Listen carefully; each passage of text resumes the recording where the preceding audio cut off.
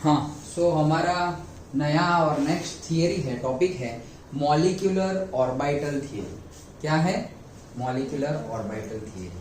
हमने इंट्रोडक्शन में ही देखा था कि हमें मेन कौन कौन से टॉपिक पढ़ने हैं। तो मैंने बोला था कि स्टार्टिंग में तो हमें Lewis dot structure and all पढ़ना है, ओके। फिर बाद में हमें ये सब डिस्कस करना है, क्या VSEPR, okay, VBT valence bond theory, और ये आ गई है molecular orbital theory, okay. This is also very important topic, okay. तो वैसे तो मॉलिक्यूलर ऑर्बिटल थियरी बहुत ज्यादा डिटेल्ड है और बहुत ज्यादा कॉम्प्लेक्स भी है, लेकिन हो सके उतना इजी वे में मैं तुम्हें बता दे रहा हूँ, ओके।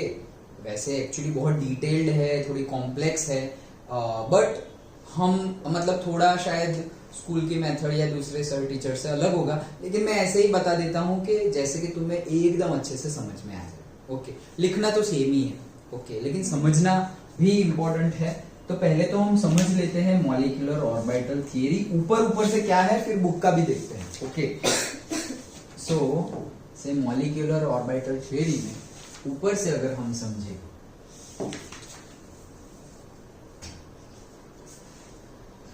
हाँ, सो देखो मॉलिक्यूलर ऑर्बिटल थियरी, पहले तो वर्ड को ही तोड़ते हैं, मतलब पूरे 3 है। मॉलिक्यूलर मतलब मॉलिक्यूल बनेगा, एक मॉलिक्यूल बनेगा।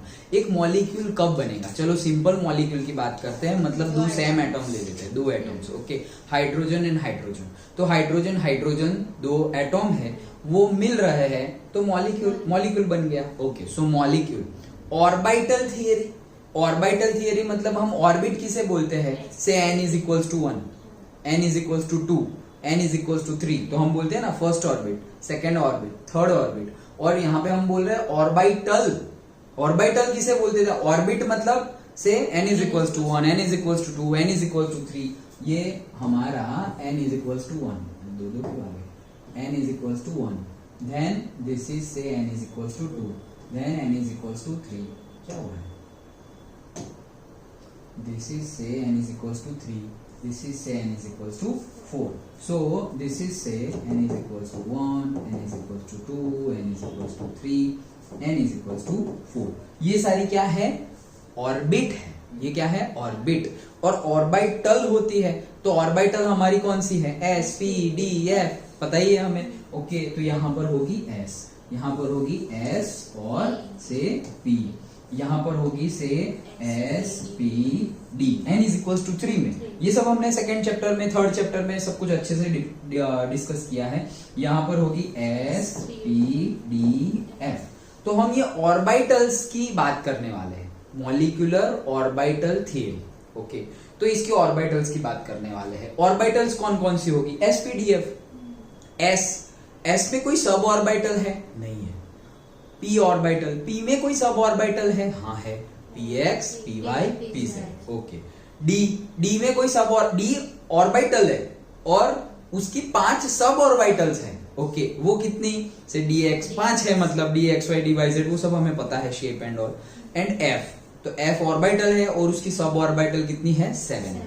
डन, ओके, चलो इतना तो हमें पता है। तो अब क्या है? हमारा एटॉम है, उससे बना मॉलिक्यूल, और मॉलिक्यूल की ऑर्बिटल थियरी हमें समझनी है। क्या कहना चाह रहे हैं ये ऑर्बिटल थियरी में? तो ऐसा बोल रहे हैं कि 2 साइंटिस्ट, ओके, मूलिकल एंड हुंड, 1932 में ये थियरी दी थी। वो सब बुक का हम डिस्कस करते हैं, लेकिन उन्होंने क्या बोला था कि ये हमारा सपोज हाइड्रोजन है, ओके, और ये हमारा n इज इक्वल्स टू 1 है। हाइड्रोजन में तो 1s1 ही होता है, 1s1। वैसे ही दूसरा भी हमारा हाइड्रोजन है और वो भी क्या है? से 1s1। डन, 2 1s1 है हमारे पास, ये 2 1s1 है। नाउ अब ये हमारी क्या, ये 2 क्या है? एटॉम। ये इकट्ठा होंगे, ये H है, ये भी H है, दोनों इकट्ठा हो जाएंगे तो क्या हो जाएगा? H2 का मॉलिक्यूल हो गया। ये दोनों इकट्ठा हो जाएंगे तभी H2 मॉलिक्यूल होगा। H2 मॉलिक्यूल मतलब क्या? H और H के बीच में बॉन्ड बना, उसी को बोलते हैं हम H2 मॉलिक्यूल। तो ये जो H और H के बीच में बॉन्ड बनता है और इनकी ये जो ऑर्बिटल है, जो भी ऑर्बिटल है, वो जब एक दूसरे के साथ मिलती है, जो ऑर्बिटल्स है वो एक दूसरे के साथ मिलती है, तब मतलब वो जो ऑर्बिटल्स मिलती है तब हमारी नई ऑर्बिटल्स प्रोड्यूस होती है। ओके देखो, this is different from valence bond theory, लेकिन तुम्हें लगेगा अरे सेम जैसा ही है, क्योंकि वैलेंस बॉन्ड थियरी में भी हम वैलेंस ऑर्बिट की बात करते थे, वैलेंस ऑर्बिट। ओके, और ये है मॉलिक्यूलर ऑर्बिटल थियरी। ओके, सो दो ऑर्बिटल इकट्ठा हो रही है तो उसमें भी नई ऑर्बिटल्स बनेगी। कितनी बनेगी? तो सिंपली याद रखना, जितनी आ रही है, जितनी मतलब इनपुट जितना है उतना ही आउटपुट होगा, मतलब जितनी आ रही है उतनी बनेगी। जैसे हमने हाइब्रिडाइजेशन में देखा था, हमने बोला कि sp3, ओके, एक S है और 3p है, तो ये तीनों के बीच में हाइब्रिडाइजेशन हो गया है, क्योंकि उनके बीच में एनर्जी डिफरेंस कम है, तो मिक्सिंग हो गया, अच्छे से इंटरमिक्सिंग हो गया, हाइब्रिडाइजेशन हो गया। तो अब उनकी मतलब कितनी हाइब्रिडाइज्ड ऑर्बिटल्स कितनी बनी? तो हम बोलेंगे भाई जितनी मिक्स हुई इतनी बनी। एक S थी, 3p थी, तो टोटल 4 थी, 4 मिक्स हुई है, तो फिर बनेगी भी sp3 कितनी? 4, sp3 sp3 sp3 sp3 4 बनेगी। वैसे ही यहां पर दो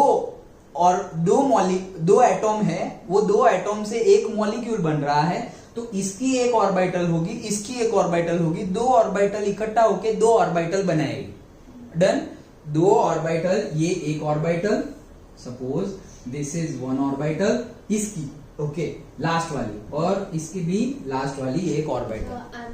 वैलेंस ऑर्बिटल, हाँ यस, वैलेंस ऑर्बिट ही, लेकिन हम बात किसकी कर रहे हैं? ऑर्बिटल्स की। ओके, वहां पर हम पूरी ऑर्बिट की बात कर रहे थे। वैलेंस मतलब जो भी वैलेंस में आ जाए वो, okay, valence orbit, valence orbit बोलते थे ना हम, वैलेंस बॉन्ड थियरी। ओके, सो है तो वही वैलेंस लो या ऑर्बिटल लो, आएगी तो लास्ट में ही, आएगी तो लास्ट में ही, क्योंकि बॉन्ड तो वहीं से बनने वाला है। ओके, अब ये जो है इन दोनों का मिक्सिंग हो रहा है, और दो देखो सबने अलग अलग थियरीज दी है। ओके, तो सभी थियरी सही है और अपने अपने लिमिटेशंस भी है, सभी थियरी की अपने अपने लिमिटेशंस भी है। कि जैसे हमने सेकंड चैप्टर पढ़ते थे तो हमने बोल दिया कि भाई बोहर सही है, फिर हमने बोला नहीं बोहर सही नहीं भी है। क्यों? उसकी लिमिटेशन है कि भाई हाइड्रोजन के लिए वो सही है, बाकी के लिए सही नहीं है। तो वैसे सारी थियरी सही है, लेकिन सबकी अपनी अपनी लिमिटेशंस भी है। सो इसमें क्या है, ये ऑर्बिटल एक दूसरे से मिल रही है तो कितनी बनाएगी? अगर दो मिल रही है तो दो बनाएगी, तो ये दो बनाएगी मतलब ये ऑर्बिटल है क्या? और डिटेल्ड में यहां पर जो हम यूज करने वाले, ये ऑर्बिटल है क्या? तो हमने बोला था ऑर्बिटल और ऑर्बिट हमने डिसाइड कैसे किया? हमने डिसाइड ऐसे किया था कि ये हमारा से न्यूक्लियस है, और जहां पर ये हमारा न्यूक्लियस है, इलेक्ट्रॉन्स घूमता होगा। ओके, रुदरफोर्ड ने बोला कि भाई इलेक्ट्रॉन्स यहां पर घूम रहा है। अब और गया